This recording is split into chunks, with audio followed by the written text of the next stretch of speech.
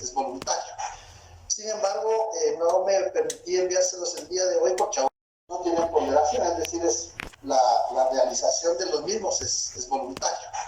Sin embargo, no me permití enviárselos el día de hoy porque aún nos falta entrar al tema de la escritura pública y como consecuencia de ello tenemos pendiente explicar algunos elementos que les van a servir a ustedes para el primer caso que se les está planteando. Si hubieran dudas, observaciones, comentarios, preguntas de lo que hemos visto, estábamos analizando el tema de la representación y vimos que la representación se clasifica de dos maneras. La representación voluntaria, es decir, la representación que la persona designa a quién le va a representar en una forma voluntaria, que es a través del mandato, que puede ser mandato general con representación, mandato general sin representación, mandato general con o sin representación con cláusula especial y puede ser también mandato especial.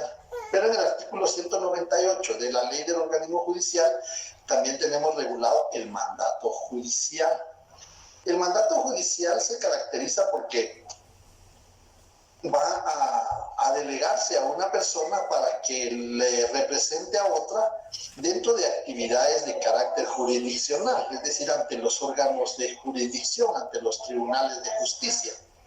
De esa manera, el mandato judicial, ese no se clasifica con representación, sin representación especial, no, ese es únicamente mandato judicial, así se denomina.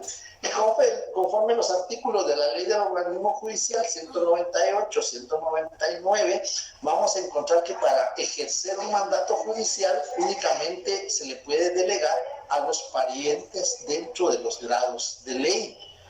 Si no tenemos algún pariente dentro de los grados de ley, cuarto por consanguinidad y segundo por afinidad, entonces debemos de delegar ese mandato en un abogado. Esto es lo especial del mandato judicial. Debe de delegarse ante un pariente, ya sea por afinidad o por consanguinidad, pero para justificar el parentesco. Sí, José, ¿le escucho? Buenas tardes, licenciado. Disculpe, podría repetir los artículos. Ahorita los vamos a leer despacio. Le decía que para justificar el parentesco, el notario debe consignar en la escritura pública donde se va a hacer constar el mandato judicial si se le otorga a algún pariente o al cónyuge o al conviviente de hecho, la conviviente de hecho o el conviviente de hecho siempre esta relación esté declarada, porque únicamente hay convivientes de hecho pero no lo han declarado. Y la declaratoria puede ser de distinta manera, puede ser ante notario, puede ser ante juez, dependiendo de la forma en que se va a realizar. Pero les decía que el notario tiene que hacer constar en la escritura pública donde se va a otorgar el mandato judicial que tuvo a la vista la certificación de partida, ya sea si es el hijo o es el padre quien va a ejercer el mandato, la certificación de partida de nacimiento para acreditar el vínculo que la ley exige. De la misma manera, si es el cónyuge, el notario tiene que tener a la vista la certificación de la partida de matrimonio. Y si es el unido o la unidad de hecho, quien va a ejercer, el notario tiene que tener a la vista la certificación de la partida de la declaratoria de unión de hecho. Entonces esto tiene, vamos a leer en el 198 de la Ley del Organismo Judicial. Empieza en el 188, mandatarios judiciales. Determina el artículo 188 de la Ley del Organismo Judicial las personas hábiles para gestionar ante los tribunales que por cualquier razón no quieran o no puedan hacerlo personalmente, o las personas jurídicas, vamos a dejar echar algo más ahí, o las personas jurídicas que no quieran concurrir por medio de sus presidentes, gerentes o directores. Se dan cuenta qué importante era la sesión anterior cuando vimos quién representa a una persona jurídica. Cuando vimos quién representa a una persona jurídica, las clasificamos de dos maneras. Persona jurídica de naturaleza mercantil, leímos, si no mal recuerdo, el 47 del Código de Comercio, 164 también del Código de Comercio, quienes pueden representar a la persona jurídica de naturaleza mercantil. Y las personas jurídicas de naturaleza civil son representadas conforme lo regula el artículo 16 del Código Civil. Eso es muy importante que lo tengan presente porque se van a dar cuenta en el caso que les estamos planteando. Es un caso bien sencillo. Vamos a empezar por algo tan sencillo, el caso que se les está planteando. Bien, entonces continuamos con la lectura del 188. O las personas jurídicas que no quieran concurrir por medio de sus presidentes, gerentes, directores, pueden comparecer por medio de mandatarios judiciales a cualquier acto siempre que tenga conocimiento de los hechos objeto del proceso. En caso de las sociedades constituidas en el extranjero, vean, aquí hace una subdivisión de las sociedades mercantiles. La subdivisión de las sociedades constituidas dentro del territorio nacional y las sociedades mercantiles constituidas fuera del territorio nacional. Por eso aquí se regula, en caso de las sociedades constituidas en el extranjero, su representante que tenga facultades judiciales deberán sustituirlas en un abogado para comparecer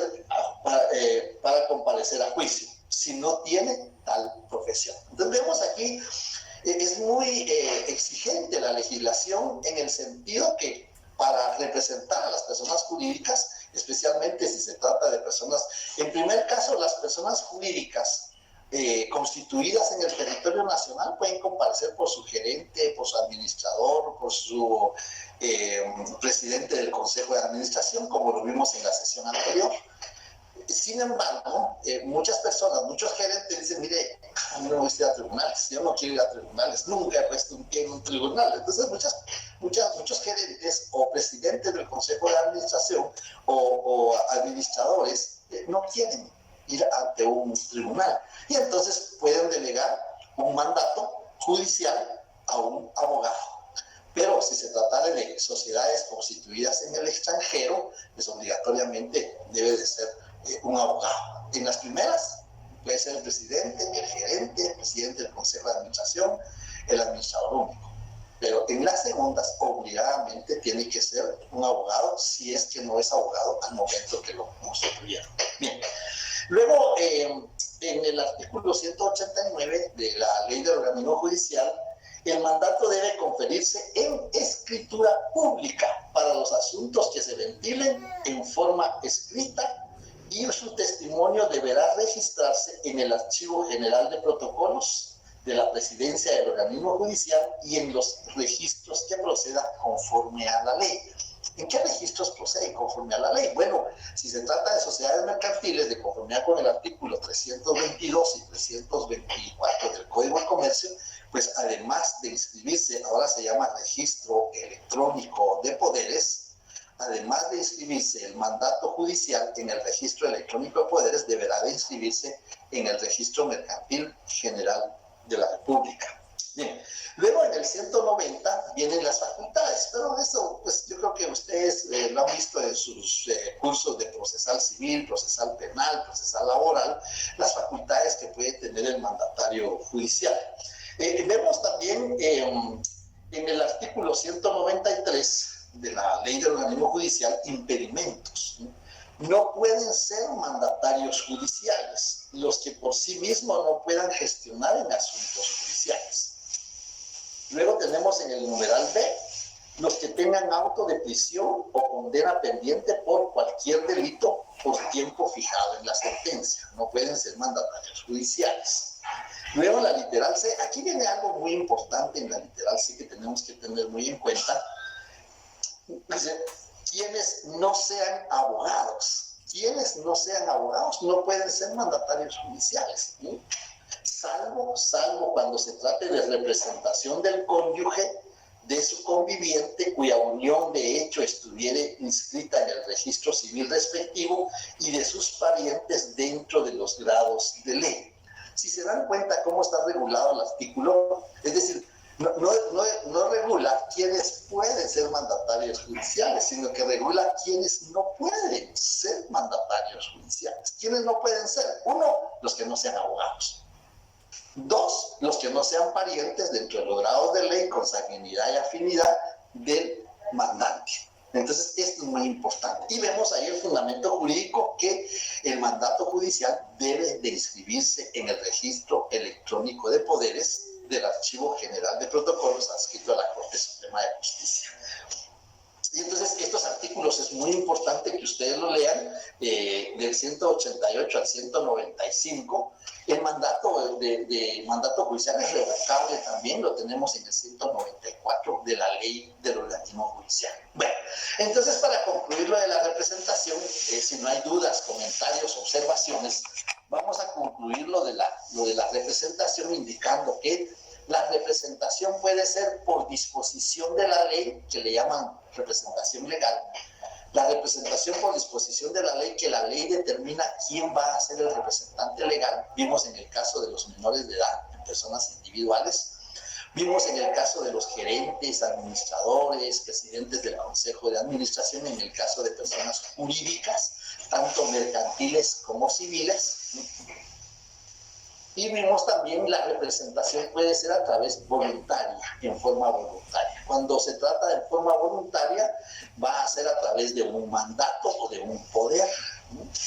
Y el poder puede ser general, puede ser especial, puede ser general con representación, puede ser general con representación con cláusula especial. Lo que tenemos que saber es cuándo el mandato general necesita cláusula especial.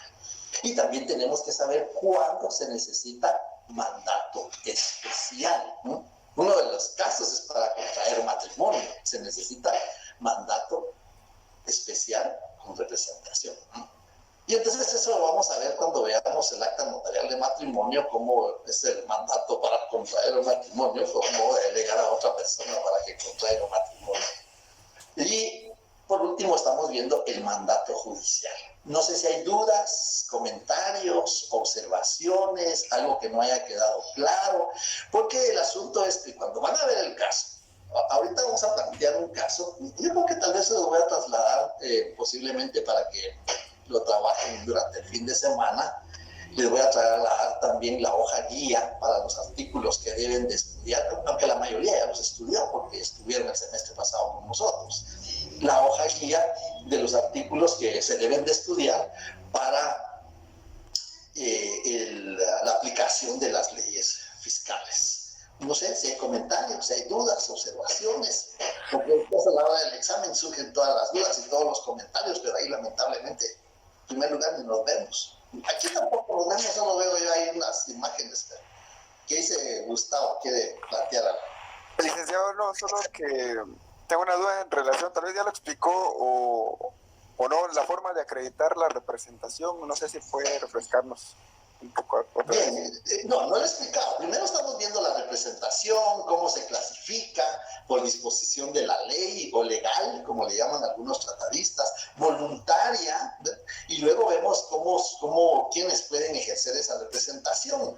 Por disposición de la ley o legal, pues vimos que para personas jurídicas, en el caso de los menores de edad, de conformidad con los artículos 252 y 254 del Código Civil, son los padres quienes ejercen la patria potestad. En el caso de la disposición de la ley por sus personas jurídicas, vimos las de naturaleza mercantil, que son los gerentes, los administradores únicos, el presidente del Consejo de Administración, y hay otras figuras, pero ahorita yo creo que eso es lo más elemental, porque también tenemos ahí el ejecutor especial y tenemos el liquidador, que también son otras figuras jurídicas que en un momento determinado pueden representar a las personas jurídicas de carácter mercantil. Y vimos también el mandato judicial, ¿no? Cuando son de personas individuales, que deben de ser o un abogado o parientes dentro del grado de ley. Y cuando se trata de personas jurídicas, se clasifica de las personas jurídicas que son constituidas dentro del territorio nacional y de las personas jurídicas de naturaleza mercantil constituidas fuera del territorio nacional. Hasta ahí vamos. Esa es la recapitulación. Ahora viene cómo lo vamos a acreditar. Es decir, cómo voy a demostrar yo que soy el progenitor y que como consecuencia de eso ejerzo la patria potestad. ¿Cómo voy a acreditar yo que soy el gerente o el administrador único o el presidente del consejo de administración y como consecuencia de eso ejerzo la representación legal, ¿no? O cómo voy a acreditar yo que soy el mandatario judicial de una persona individual o jurídica. Bien, ahora, ¿cómo se acredita? En el caso de los menores de edad, como la representación lo tienen quienes ejercen la patria potestad, es decir, los padres, pues se va a acreditar con la certificación de la partida de nacimiento. Lo que tenemos que tener mucho cuidado es que de conformidad con la ley del Registro Nacional de las Personas y su reglamento, y inclusive en las propias certificaciones se regula que la certificación únicamente tiene vigencia por 6 meses. Es decir, que la certificación que nos pongan a la vista debemos de cerciorar que esté vigente dentro de los 6 meses que fue extendida y que la persona está ejerciendo la patria potestad para un acto o negocio jurídico. Eso es una forma de acreditar la representación. En el caso de las personas jurídicas, cuando se trata del gerente, del administrador único, del presidente del consejo de administración, pues se va a acreditar la representación con el acta notarial donde consta el nombramiento. Cuando ustedes, yo me imagino que están viendo su curso de Derecho Mercantil, van a ver que las sociedades mercantiles tienen órganos. Esos órganos son el órgano supremo, que es la Asamblea General, luego viene el órgano de administración y el órgano fiscalizador. Pero nos interesa a nosotros cómo se nombra al representante legal de una persona jurídica mercantil. Bueno, pues la Asamblea General lo puede nombrar un gerente o varios gerentes que tendrán la representación con base al artículo 47 del Código de Comercio. Puede nombrar un administrador único cuya vigencia de nombramiento es únicamente por 3 años. El nombramiento del gerente es indefinido, pero el nombramiento del administrador único es únicamente por 3 años. O puede también nombrarse al presidente del Consejo de Administración. Eso en primer lugar, se hace constar en un acta administrativa.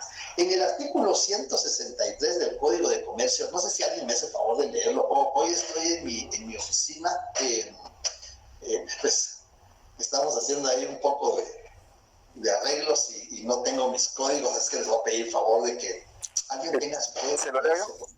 163. 163 del Código de Comercio. Artículo 163. Facultades de los administradores. La extensión de las facultades de los administradores se regirá por lo que disponga la escritura social y en su defecto por las disposiciones del artículo 47 de este código y sus limitaciones deberán expresarse en el propio nombramiento. Disculpe, Gustavo, hay un artículo donde regula actas. No sé si es uno anterior o uno posterior. Artículo 162, administración. Artículo 164, representación legal. No, hay uno que regula 153. 153. Formalidades de las actas y sus... Ese es, sí, gracias. Tengo una asistente tan linda aquí que llama la razón del código. Gracias. A ver, artículo 153. ¿Lo leo usted? Sí, por favor, no, léalo usted, por favor. Artículo 153. Formalidades de las actas y su registro. Las actas de las asambleas generales de accionistas se asentarán en el libro respectivo y deberán ser firmadas por el presidente y por el secretario de la asamblea. Cuando por cualquier circunstancia no pudiera asentarse el acta de una asamblea en el libro respectivo, se levantará ante notario. Dentro de los 15 días siguientes a cada asamblea extraordinaria, los administradores deberán enviar al registro mercantil una copia certificada de las resoluciones que hayan tomado acerca de los asuntos detallados en el artículo 135. Del cumplimiento de estas obligaciones responden solidariamente el presidente de la asamblea y la administración. Muy bien, muchas gracias, Gustavo. Sí, Laura, la escucho. No tenemos grupo de WhatsApp. La única forma como coordinarnos es a través del Classroom, por el correo electrónico, que es el por el donde se les envía el enlace para la clase. El grupo de WhatsApp no tenemos. Bien, entonces les decía, vemos ahí, tal vez centrándonos un poquito al derecho mercantil, por eso les digo que, de nada, por eso les digo que el notario debe de conocer tanto derecho civil como derecho mercantil. Las asambleas, hay 3 clases de asambleas: la asamblea general, la asamblea especial, ¿no?, y las asambleas totalitarias. Entonces vamos a encontrar que también hay asambleas extraordinarias. Todos esos temas de derecho mercantil, en una asamblea de estas se puede designar quién va a ser el gerente. Y esa asamblea se hace constar en el libro de actas de asambleas de la sociedad. Si por cualquier caso no hubiese el libro de actas, pues van a contratar a un notario. Mejor si no tienen libro, si nos contratan. Hay más que hacer. Entonces, si por cualquier circunstancia no tienen libro de actas, pueden contratar a un notario quien hará constar el desarrollo de la asamblea en acta notarial. En esa asamblea, que puede ser ordinaria, extraordinaria, especial, bueno, especial va a ser un poco difícil, pero totalitaria, van a designar quién va a ser el gerente, quién va a ser el administrador único, ya sea por remoción, ya sea porque enfermó, ya sea porque, pues, como está la situación ahora, falleció, pues por cualquier cosa van a nombrar. Esto se hace constar en un acta de carácter administrativo privado, ¿no?, porque es de la sociedad. Ya que se tiene el acta administrativa donde la asamblea ha designado quién va a ser el gerente, pues ahora sí se hace constar en acta notarial. Muchos le llaman acta notarial de nombramiento, pero no es acta notarial de nombramiento porque el notario no nombra. ¿Quién nombra? La asamblea. Entonces se llama acta notarial donde se hace constar el nombramiento. Así sí, porque el notario lo que hace constar es el nombramiento. Hace constar que la asamblea general, ordinaria o extraordinaria o totalitaria lo designó, lo nombró. Eso es lo que hace constar el notario. Entonces por eso les digo que muchas veces le consignan acta notarial de nombramiento. El notario no nombra. El notario solo hace constar que la asamblea general, ordinaria, extraordinaria, totalitaria, lo nombró. Y eso es a través de un acta notarial que debe de inscribirse en el registro mercantil. Y como vamos a encontrar en el artículo 338,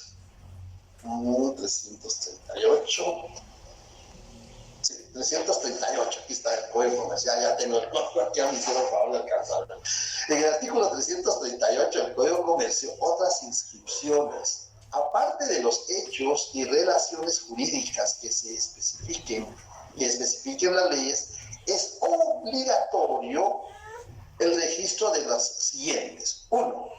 Nombramiento de administrador de las sociedades, de factores y el otorgamiento de mandato por cualquier comerciante para operaciones de su empresa. Entonces vemos ahí que ese nombramiento, donde el notario hace constar en acta notarial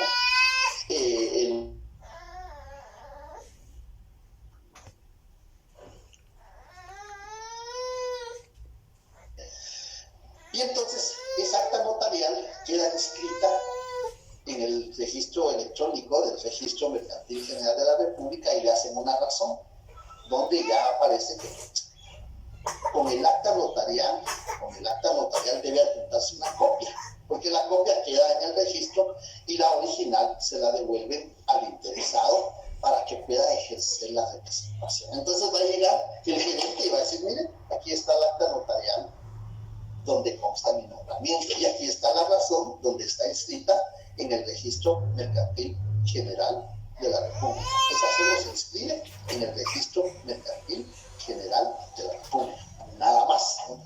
Entonces el gerente general, el administrador único o el presidente del Consejo de Administración va a acreditar la representación con el acta notarial donde consta su nombramiento, la que debe de estar inscrita en el Registro Mercantil General de la República. Ya tenemos 2 formas de acreditar. El menor de edad con la certificación de la partida de nacimiento. De personas jurídicas de carácter mercantil, pues con el acta notarial donde consta el nombramiento que debe de estar inscrita en el registro mercantil general de la República. De las personas jurídicas de carácter civil. De las personas jurídicas de carácter civil es igual, con acta notarial. También la asamblea designa quién va a ser el presidente de la junta directiva, y el presidente de la junta directiva va a ser el representante legal. Eso lo encontramos en el artículo 16 del Código Civil. Pero esta acta, sí, Gustavo, le escucho. Le escucho, Gustavo. Está hablando. Licenciado, en el caso del representante original, por ejemplo, al momento de constituirse la sociedad en la escritura pública, y ahí en ese momento mismo se puede nombrar representante y la forma de acreditarlo sería el testimonio de la escritura pública. No, en ese momento, en la escritura, en una cláusula transitoria puede ser, en una de las últimas cláusulas de constitución de sociedad, se designa quién va a ser el representante legal, puede ser provisional, porque después en una asamblea deben de ratificarlo o de nombrar a otro. Y entonces se designa quién va a ser el representante legal para hacer las gestiones de inscripción ante el Registro Mercantil General de la República, ante la Superintendencia de Administración Tributaria, ante el Instituto Guatemalteco de Seguridad Social, porque tienen que hacer las gestiones para inscribir a la sociedad en estos aspectos tributario y de seguro social, y especialmente en el registro Mercantil General de la República. Hay una cláusula donde ahí se va a nombrar al primer representante legal. Con base a esa cláusula, el notario autoriza un acta notarial, donde conste que en la cláusula número 40 de la escritura pública, número 30, autorizada en esta ciudad por el notario X, en la que se constituyó la Sociedad Libros y Código Social Anónima, se designa a Juan Pérez como gerente general, ¿no? Entonces, es a través de acta notarial, no es a través del testimonio. Siempre va a ser a través de acta notarial, porque esa acta notarial debe de inscribirse en el Registro Mercantil General de la República. Así es. Bien. Y les decía que las personas jurídicas de carácter civil, pues que es lo mismo, ¿no?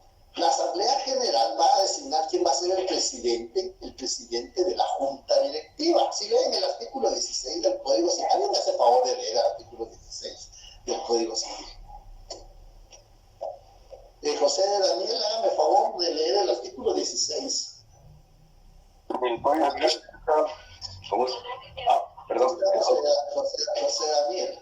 Después le va. Es que hay dos. ¿Por qué hay dos? Yo soy José, perdón. Bueno, hay dos José. Bueno, a ver, José Daniel Sánchez Cruz. 16 del Código Civil, por favor. Ahorita.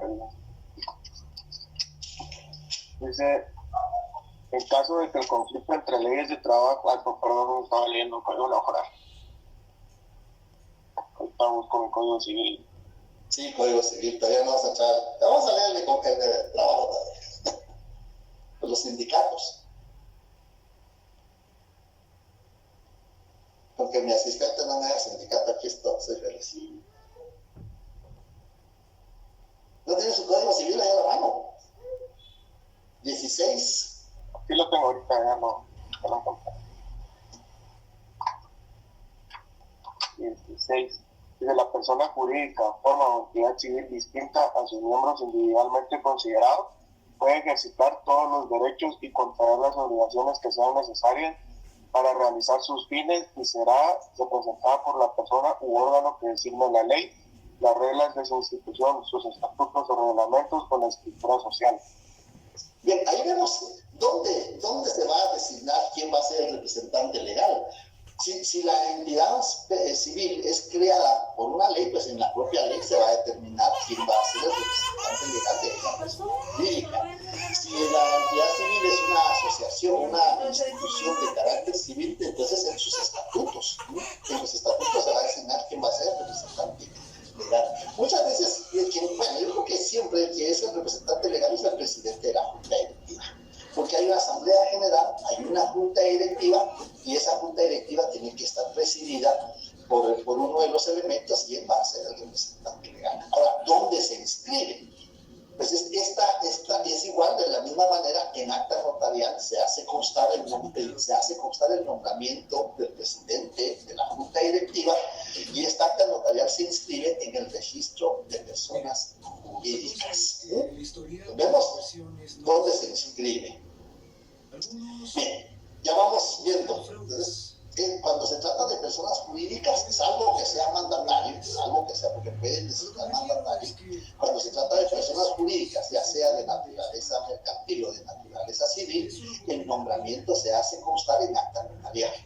El acta notarial debe de inscribirse, si es de naturaleza mercantil, en el registro mercantil general de la República. Si es de naturaleza civil, en el registro de personas jurídicas. No me van a decir reflejo, porque eso saben que será registro de personas jurídicas. Si hablamos mal, escribimos mal, y ya se van a dar cuenta cuando empecemos a redactar. Entonces tenemos que acostumbrarnos a hablar completo, para que así cuando tengamos que redactar, pues vamos a redactar de la mejor manera. Como dice don Luis Carral y de Teresa, lo más humanamente perfecto. Bien, entonces ahí tenemos cómo se acredita la representación, y en el caso de los mandatarios, en el caso de los mandatos, la representación acordémonos que de conformidad con el artículo 1687 del Código Civil, el mandato debe de constar en escritura pública. Ese es requisito. Ese es un contrato solemne. Para su validez debe de constar en escritura pública el mandato, sea mandato general, mandato especial, general con cláusula especial, mandato judicial, ya lo vimos en el 188 de la ley del organismo judicial, deben de constar en escritura pública. Y como se recuerdan que la escritura pública se redacta en papel sellado especial para protocolo, pues el original le queda al notario. Artículo 19 del Código de Notariado. El notario es depositario del protocolo. Y entonces, ¿qué extiende el notario? ¿Qué le entrega el notario al mandatario? Pues lo que le va a entregar es un testimonio. Y conformidad con el artículo 66 del Código de Notariado, el testimonio es la copia fiel de la escritura matriz.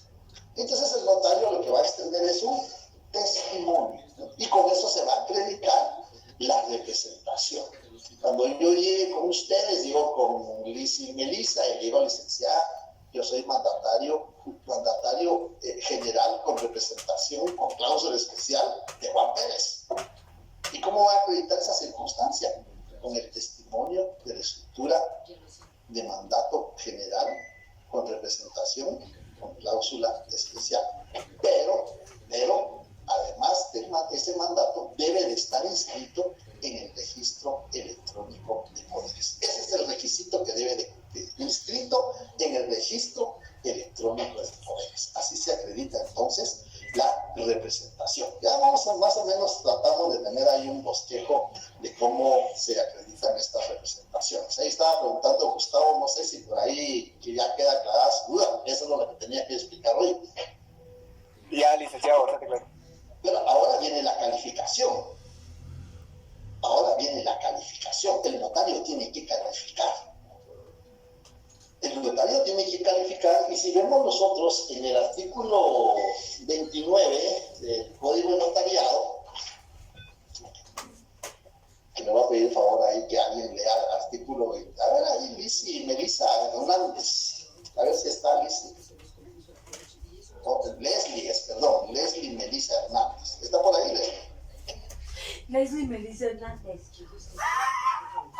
No está. Aquí me Sí, licenciado, buenas tardes. Bien está. Pensé que no estaba. Hágame por favor, el artículo 29, numeral 4. Este es mío, este es tuyo. Voy a votar ya.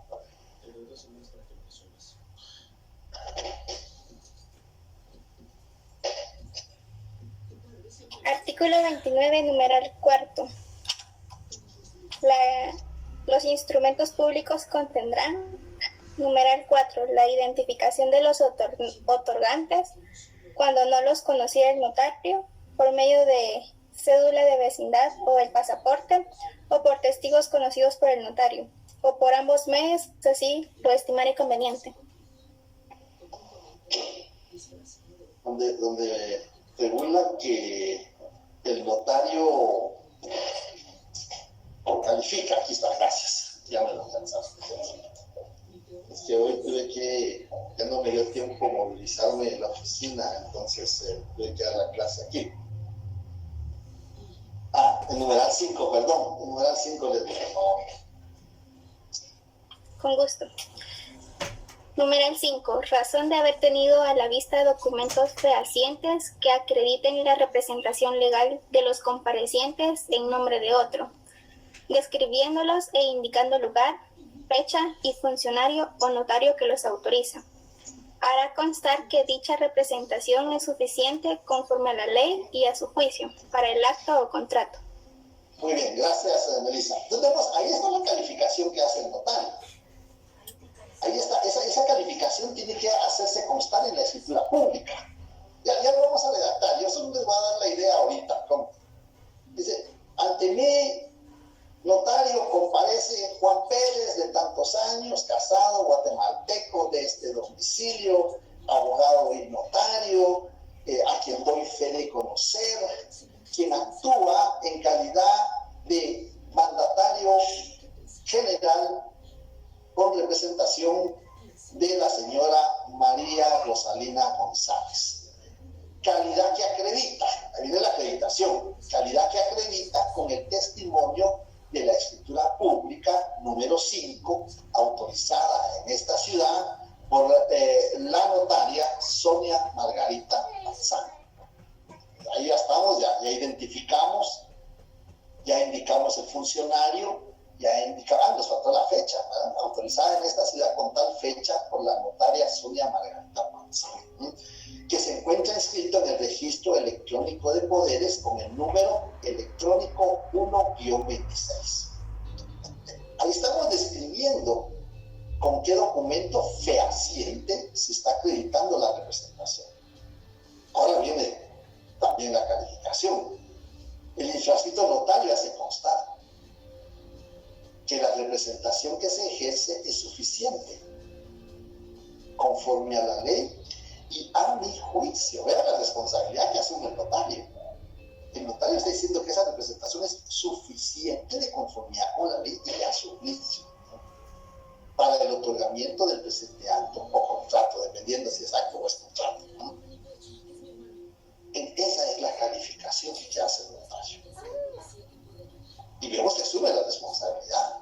¿Qué tal si no está facultado? Y el notario está diciendo que a su juicio es suficiente. El notario incurre en responsabilidades. Si llega el representante legal de una sociedad mercantil y le dice, mire, voy a vender el inmueble propiedad de la sociedad. Bueno, pero esa actividad no es de su giro normal. Usted se dedica a construir inmuebles, a vender materiales de construcción, a importar, exportar. Pero ahí no regula que es vender inmuebles. No está facultado, no puede. Entonces la representación que ejerce no es suficiente. Ahí, en la última parte del artículo 47 del Código de Comercio, en la última parte del artículo 47 del Código de Comercio, eso lo leímos en la sesión anterior, para negocios distintos de ese giro necesitan facultades especiales detalladas en la escritura social, en acta o en mandato. Entonces la sociedad necesita vender el inmueble, pero ese no es el giro normal de la sociedad. Se convoca una asamblea, que puede ser la asamblea general, ordinaria, extraordinaria o totalitaria, y se le faculta al gerente que pueda vender el inmueble. Ya tiene la facultad. Entonces el notario va a tener la escritura constitutiva de la sociedad, el acta con la que acredita la representación y el acta en la que consta la autorización que le da el órgano supremo de la sociedad. Pues eso es muy delicado. Eso es muy delicado. Y una vez autorizado por el notario, ya no puede echar marcha atrás. El abogado puede plantear cualquier recurso. El abogado puede plantear recurso, cualquier recurso ordinario, acciones, acción de amparo, de inconstitucional, de cualquier medio puede plantear el notario, ¿no? El notario, una vez que ha autorizado el instrumento, asume la responsabilidad. Bien, entonces ya vimos la representación, ya vimos cómo se acredita, ya vimos en qué caso se da. Vamos a ver quién nos toca estudiar ahora. Ahí tenemos los artículos que son aplicables, aunque yo cito otros porque ahí no están los del Código de Comercio, por ejemplo, no está lo de la ley de organismo judicial tampoco. Por eso es que alguien me dice, mire, les va a compartir la presentación, pero lo que pasa es que la presentación es una guía que yo tengo, más que todo, ¿no? Y pues le pongo imágenes ahí para que ustedes también se mantengan atentos, pero la presentación no tiene mayor contenido más que como guía. Aquí estamos, ya esto lo habíamos visto, esto también ya lo habíamos visto, el mandato del poder, clasificación del mandato, eso lo mencionamos hoy, mandato general, mandato especial, mandato judicial. Una excepción que hay, miren, qué bueno que aquí se me está pasando. Hay una excepción en el 1687 del Código Civil. Hay una excepción, la carta poder. Muchas personas vienen a la oficina y dicen, licenciado, necesito una carta poder. ¿Para qué necesita la carta poder? La carta poder está regulada en el artículo 1687, en el último párrafo del Código Civil. Pero la carta poder es un documento privado. Es un documento donde yo puedo decir, yo, fulano de tal, por este medio autorizo al señor Reginaldo González de la Cerda para que me represente en una asamblea, porque soy accionista o soy miembro de la asociación y necesito que me represente en una asamblea. La carta poder únicamente se va a utilizar en los casos que el asunto para el cual se va a delegar esa representación no sea mayor de 1,000 quetzales. Un asunto hasta 1,000 quetzales. Ahí se puede hacer a través de carta. O en el caso que la persona sea miembro de una asociación, o en el caso que la persona sea accionista de una sociedad, y hay una asamblea y no puede ir, entonces va a delegar esa representación a través de carta poder. La carta poder no necesita inscripción. Veamos en el 1687, vamos a ver, 1687 del Código Civil. No me traten mal, pues. Sí, en el segundo párrafo dice, no es necesaria, vamos a leer, dice, el mandato debe constar en escritura pública como requisito esencial para su existencia. Esa frase lo califica como contrato solemne. ¿Se acuerdan que eso lo vimos en el semestre pasado? Hicimos una nómina de qué actos o contratos deben constar en escritura pública. Hicimos 2 grupos. Un grupo es los contratos calificados como solemnes y el otro grupo son aquellos contratos que deben de inscribirse en los registros públicos. Esos son los que deben constar en escritura. Pero aquí este contrato es solemne, el mandato debe de constar en escritura pública como requisito esencial para su existencia y puede ser aceptado expresa o tácitamente. ¿Se acuerdan cuando vimos la manifestación del consentimiento? En el semestre pasado vimos la manifestación del consentimiento. En forma expresa, la persona llega, firma o deja la impresión dactilar y está manifestando la aceptación en forma expresa. En forma tácita, la persona no llega. Pero la aceptación se entiende cuando empieza a realizar las facultades que el mandante le ha delegado. Entonces puede ser de forma expresa o de forma tácita. Y luego, no es necesaria la escritura pública. 1, cuando se trata de asuntos cuyo valor no exceda de 1,000 quetzales, en cuyo caso puede otorgarse el mandato en documento privado. ¿Se acuerdan que eso lo vimos en el semestre pasado? ¿Qué es un documento privado? Legalizado por notario. ¿Qué quiere decir eso? Bueno, la redacción es un poco... quiere decir que el notario debe de legalizar las firmas que suscriben ese documento privado. Y ahí puede comparecer solo una persona. Yo, Juan Pérez, autorizo a la señora María Fidelina González Ochoa que me represente en la Asamblea General que se realizará tal día, tal hora, tal lugar de la entidad mercantil o de la entidad civil. Firmo y me legalizan la firma, con firma legalizada. Bien. O en acta legalizada ante el alcalde o ante el juez, con las facultades legales. Luego, en el numeral 2, no es necesaria la escritura pública. 2 o segundo, cuando la representación se confiere por cartas poderes para la asistencia a juntas o demás actos en que la ley lo permita. Entonces vemos ahí la representación. En este caso, pues es un poquito difícil que sea para un negocio que autorice el notario porque no hay negocios de, bueno, tal vez, bueno, pero como los negocios de mil quetzales, y ahora ya es un poquito. Cuando el notario va a hacer constar el desarrollo de un acta de asamblea, tiene que calificar las representaciones, pero lo vamos a ver cuando lleguemos a las actas notariales. Bien, no sé si hay alguna pregunta, alguna duda, algún comentario, alguna observación que quieran plantear. Licenciado, dijo que en las cartas poderes es necesario la legalización de firmas o no. Sí, es necesario. La carta poder debe de tener la legalización notarial.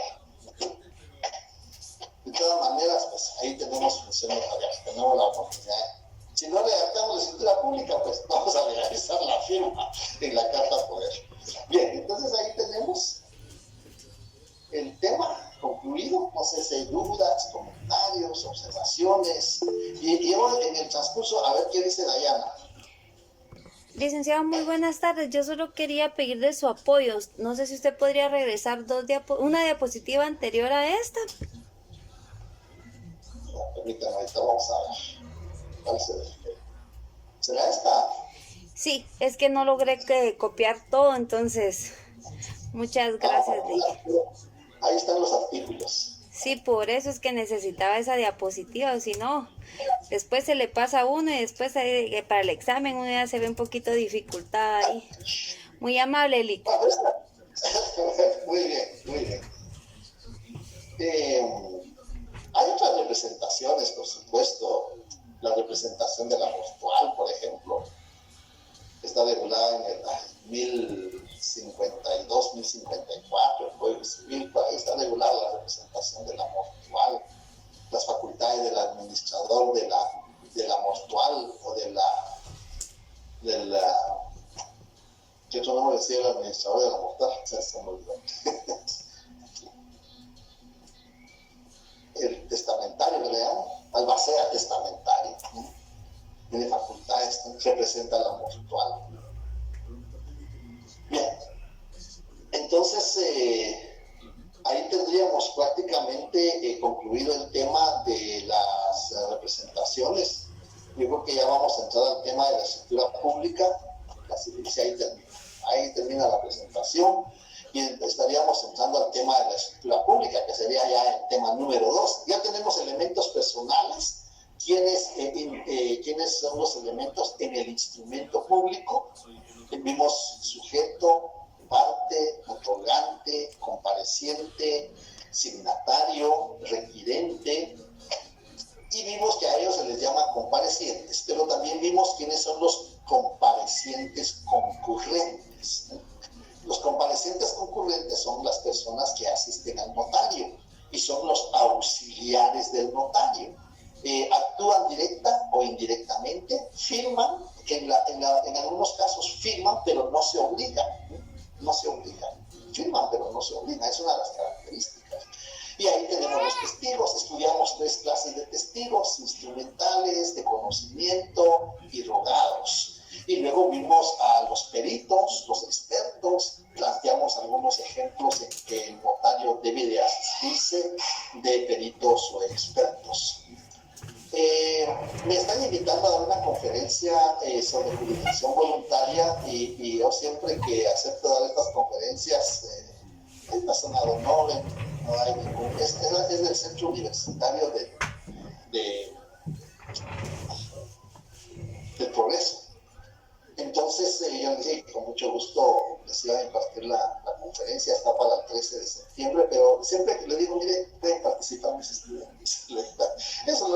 les pido que participen los que deseen, por supuesto, porque este es tema de participación voluntaria que lo van a ver ustedes en otra época.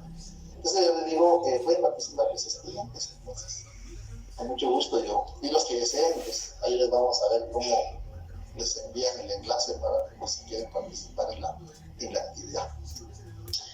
Bien, entonces no sé si hay alguna otra duda, si no vamos a entrar al tema de la escritura pública.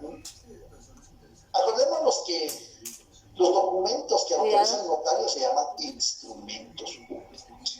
Y la escritura pública el notario la autoriza. ¿Se recuerdan las dos formas de autorizar los instrumentos públicos? Las escrituras públicas se autorizan de cualquiera de las dos maneras.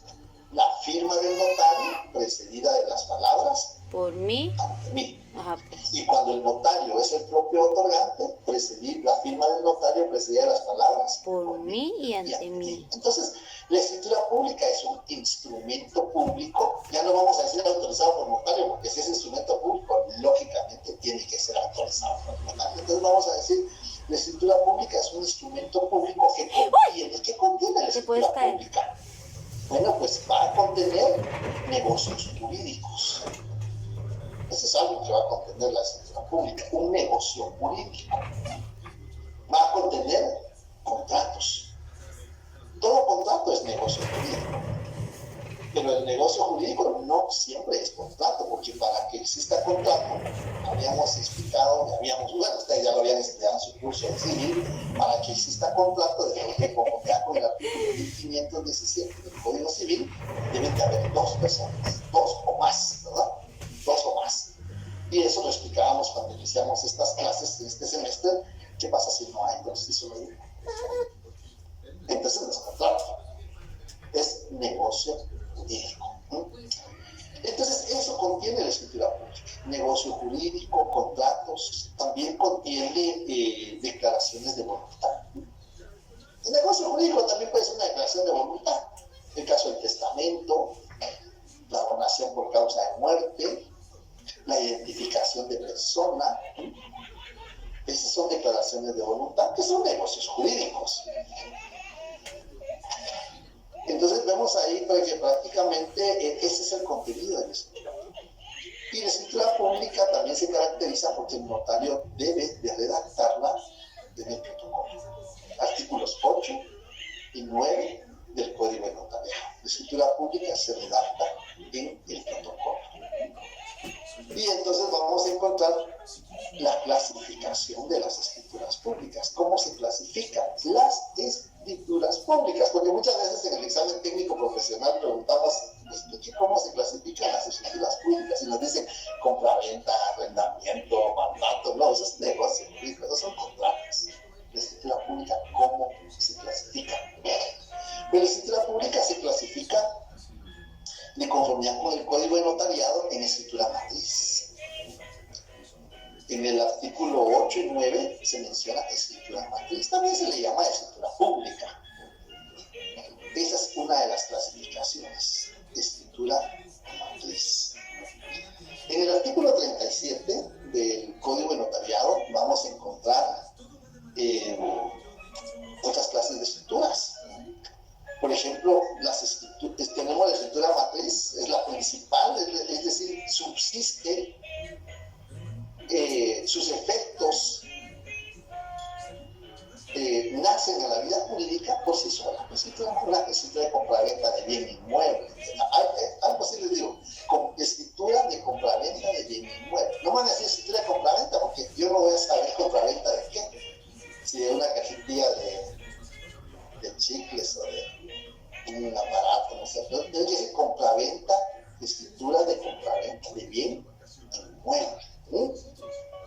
Así tiene que. Por eso les decía, hay que tratar de hablar con él. Entonces les decía que la escritura pública principal es la que subsiste por sí misma. No necesita de nada más. Produce fe y hace plena prueba. Eso lo vimos en el semestre pasado, 186 del Código Procesal Civil y Mercantil. Produce fe y hace plena prueba. Luego tenemos las escrituras accesorias, llamadas también escrituras complementarias, llamadas también escrituras secundarias. ¿Cómo tiene de mención, de de denominaciones. Tenemos 1, escritura matriz. 2, escrituras accesorias, llamadas también secundarias, llamadas también complementarias. Y esas escrituras accesorias, secundarias o complementarias, se subdividen. Le voy a pedir el favor a Paula Fabiola Ruiz. Dígame, licenciado. Y por favor, 36 del Código de Notariado. Ahorita lo busco.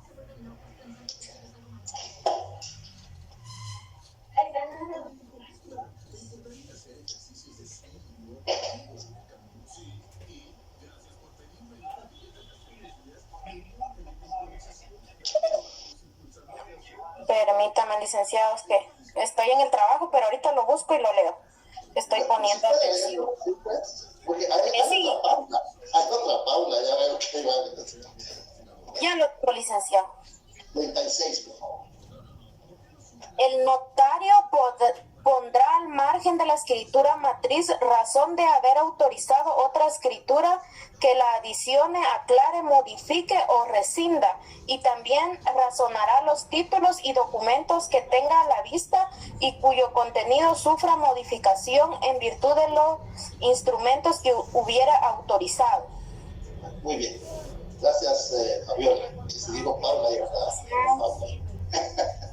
Bien, entonces vemos ahí que la escritura accesoria, complementaria o secundaria puede ser escritura de adición, aclaración, modificación o rescisión. Así se subdivide. Y en el artículo 77, vamos a ver, por acá, así como sirve tener el código a la mano, al alcance, porque en el artículo 77, le voy a pedir favor a Jonathan Elivo.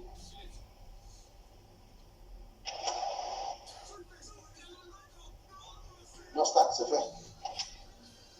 No está Jonathan. Abandonó. Vamos a pedirle favor a Sonia Margarita porque había leído. Clarice también. Carla Marisol. Rivas Álvarez. No está Carla Marisol. Sí, licenciado, perdón. ¿Qué artículo dijo? 77, por favor, literal E.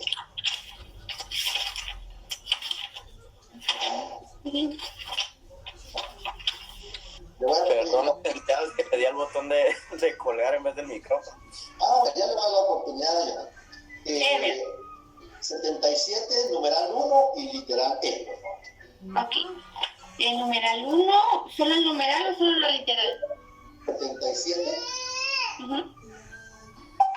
Después del 77, después del numeral 1 y después la literal E. Ok, perfecto. El notario le es prohibido, numeral 1, autorizar actos o contratos en favor suyo o de sus parientes. Sin embargo, podrá autorizar con la antefirma por mí y ante mí los instrumentos siguientes. Literal E. Las escrituras de ampliación o aclaración que tengan por objeto único enmendar errores u omisiones de forma en que se hubiera incurrido, siempre que no sean de los contemplados en el artículo 96. Muy bien, gracias, Marisol. Vemos ahí entonces una escritura de ampliación o una escritura secundaria, mejor dicho, que se clasifica conforme el artículo 36 en distintas maneras. Puede el notario autorizarlas por sí, sí, es decir, por mí y ante mí. Un ejemplo, supongamos que autorizamos una escritura principal, una escritura matriz que compraventa de bien inmueble. Redactamos la escritura, consignamos los datos de los comparecientes, pero resulta que en las premuras de redactar la escritura, pues no le consignamos la edad al vendedor y al comprador no le consignamos el domicilio. Ahí hay un error de redacción, hay una omisión. Si ya no lo podemos entrereglonar y salvarlo al final, tenemos que autorizar una escritura secundaria. Esa escritura secundaria la vamos a autorizar. Supongamos que la compraventa de bien inmueble fue la número 1. Ya la firmaron, ya la otorgaron, ya la autorizó el notario. Ya no se puede tocar. Basureros en muchos estilos. Entonces el notario se da cuenta que a uno no le consignó el domicilio, a otro no le consignó la edad, y entonces toma el protocolo de nuevo y va a autorizar una escritura accesoria. En esa escritura accesoria se queda fuera la número 1, esta será la número 2, donde el notario va a hacer constar que autorizó la escritura número 1 con tal fecha de compra-venta y que por alguna circunstancia omitió la edad del vendedor y el domicilio del comprador, por lo que aclara dicha escritura en el sentido que el vendedor es de 50 años y el vendedor es con domicilio en el departamento de Zacatepec. Leo lo escrito, enterado de su contenido, objeto, validez y efectos, lo ratifico, acepto y firmo por mí y ante mí. Entonces es una escritura secundaria, accesoria o complementaria, porque va a coadyuvar a que la primera, la principal, sus defectos. Tenía una deficiencia, no, dos deficiencias, entonces no podía surtir efectos. Esa entonces es la escritura secundaria, para eso sirve. Pero acordémonos que el notario puede autorizar estas escrituras por mí ante mí solo cuando se trata de esta clase de bienes. Si se trata, por ejemplo, del precio, si se trata de la ubicación del inmueble, si se trata de la inscripción en el registro del inmueble, eso no lo puede autorizar por sí. Sí, se puede inventar, se puede resolver a través de una escritura secundaria, pero deben de comparecer los otorgantes. ¿Por qué deben de comparecer? Porque se está afectando el fondo, ¿no? En la edad, en el domicilio, en la nacionalidad, en la calificación que el ratito notario hace constar que la representación que se ejerce es suficiente conforme a la ley del juicio. Esos son de forma. Y el notario los puede enmendar por sí y antes. Pero cuando se va a modificar o se va a enmendar un error en las cláusulas o en los nombres de los comparecientes, deben de comparecer. Es una escritura accesoria, secundaria o complementaria, pero deben de comparecer los otorgantes para corregir ese error. Entonces vemos ahí que tenemos las escrituras principales, tenemos las escrituras secundarias, que también se les llama accesorias, complementarias, y estas pueden ser de adición, de modificación, de rescisión, como la regula el artículo 36 del Código de Notariado y el 77 numeral 1 literal.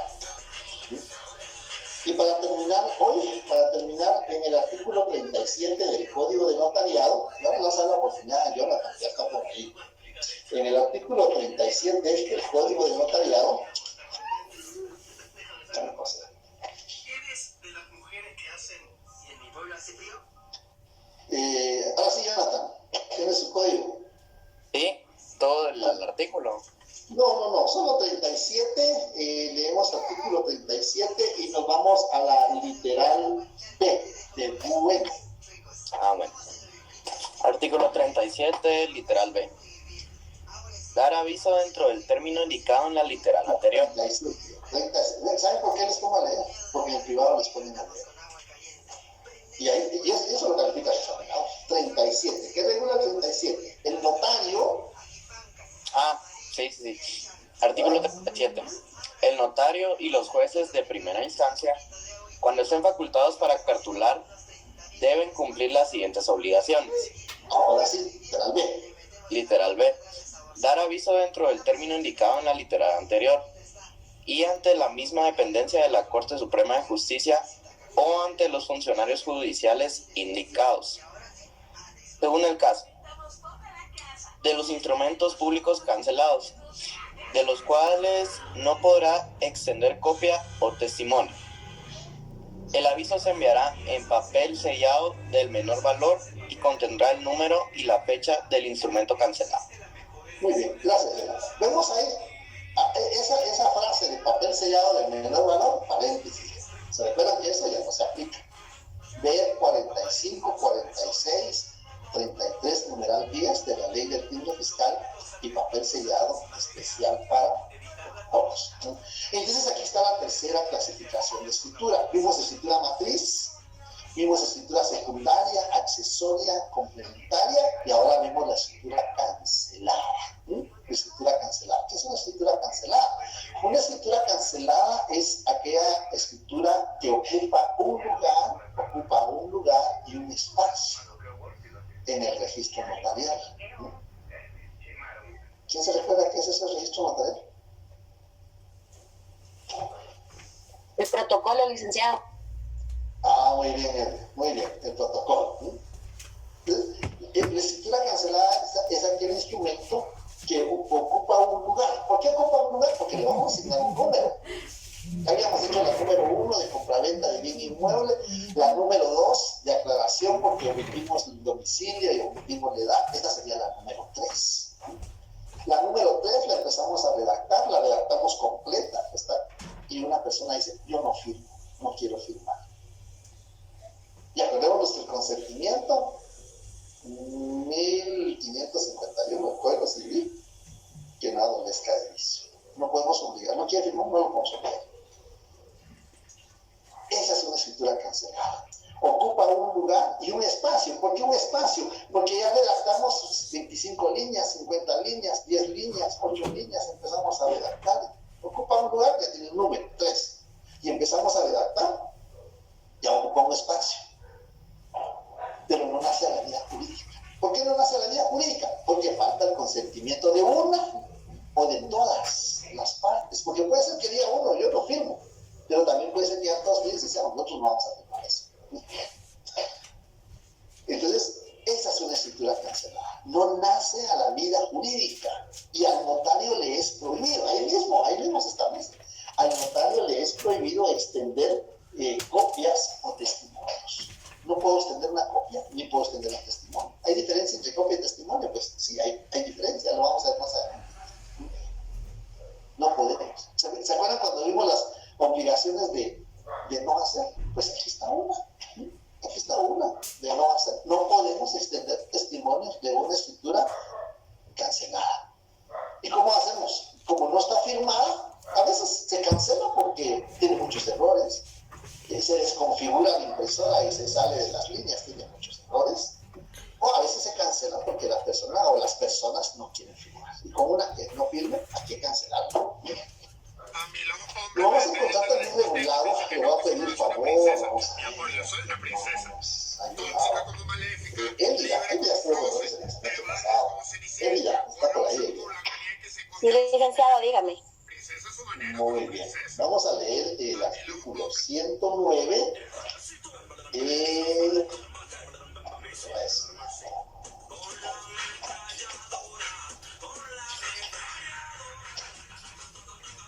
artículo 109 del Código Notariado. Ajá. Entonces vamos a ver el numeral. Por las escrituras canceladas, porque tiene derecho a cobrar honorarios. Por las escrituras que cancele. Sí. Numeral 13. Numeral 3 sería. Ajá. Muy bien. Y nos vamos a numeral 13. Muy bien, licenciado. Artículo 109. Los notarios cobrarán en concepto de honorarios. Numeral 3. Por escrituras canceladas, los notarios cobrarán la mitad de los honorarios que les corresponderían si se hubieran autorizado. El pago estará obligado a hacerlo él o los otorgantes que representen un mismo interés y hubieran dado lugar a la cancelación. ¿Ya? Ahí están las partes. Parte es la persona o grupo de personas que representan un mismo derecho, un mismo interés, ¿no? Y si los vendedores dicen, mire, licenciado, no vamos a firmar. Ellos son los que están provocando la causa de cancelar la escritura. Y el notario tiene derecho a cobrar honorarios. ¿Ven cuántos artículos estudiamos para las escrituras canceladas? Artículo 37 del Código Notariado.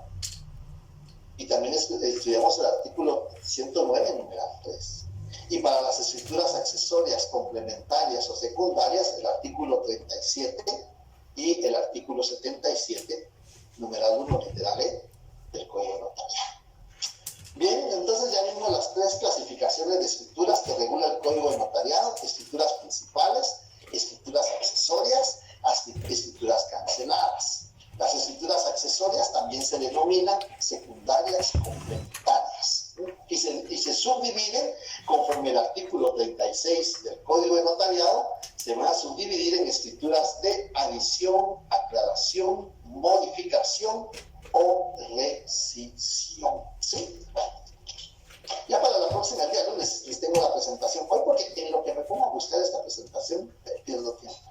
Entonces, el lunes ya les voy a mostrar en imágenes esto de las estructuras. Lo vamos a dejar ahí. No sé si hay algún comentario, alguna duda, alguna pregunta, alguna observación.